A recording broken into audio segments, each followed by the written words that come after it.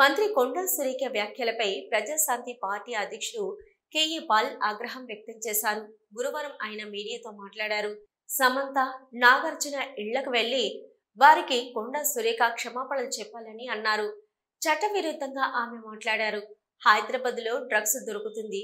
కొండా సురేఖ ఏమైనా తీసుకుని మాట్లాడారా? గత ప్రభుత్వం కాల్ లిస్ట్ ఏమైనా దొరికిందా? మోదీని ఇంకో మోదీ కుటుంబంతో పోల్చారని 2 ఏళ్ల జైలు శిక్ష, పార్లమెంటు సభ్యత్వం రద్దు, ఇల్లు ఖాళీ చేసే పరిస్థితి వచ్చింది. తప్పు చేసి క్షమాపణ చెప్తే సరిపోతుందా అంటూ కేఏ పాల్ ప్రశ్నించారు.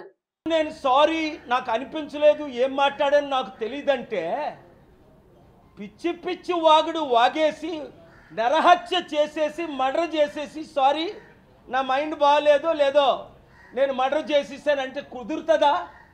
ఇప్పుడు సమంతకి ఎంత హ్యూమిలియేషన్, సమంతకి ఎంత డిస్ట్రెస్. ఇదే అమెరికాలో అయితే 8,000 కోట్లు బిలియన్ డాలర్ చిన్న యాక్సిడెంట్ జరిగితే $1 బిలియన్ జడ్జిమెంట్స్ ఉన్నాయి. లీగల్ ప్రాసిక్యూషన్ అంటే క్రిమినల్ ప్రాసిక్యూషన్, డిఫమేషన్ ఇవన్నీ ప్రిపేర్ చేశాను ఆల్రెడీ. ఒక 72 గంటల టైం ఇస్తున్నాను కొండా సురేఖ రాజీనామా చేయడానికి.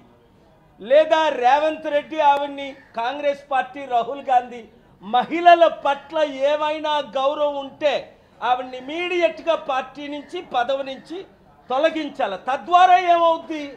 50% ఉన్న మహిళలకు మేము మహిళలను గౌరవిస్తున్నామని నోటీస్ పంపించడం.